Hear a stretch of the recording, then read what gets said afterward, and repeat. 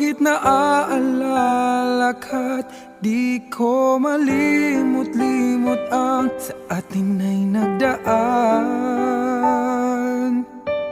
Kung nagtatampo ka ay kailangan bang ganyan?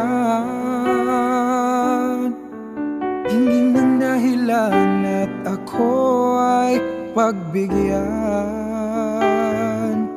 Kailangan ko ang tunay na pag-ibig mo, dahil tanging ikaw lang ang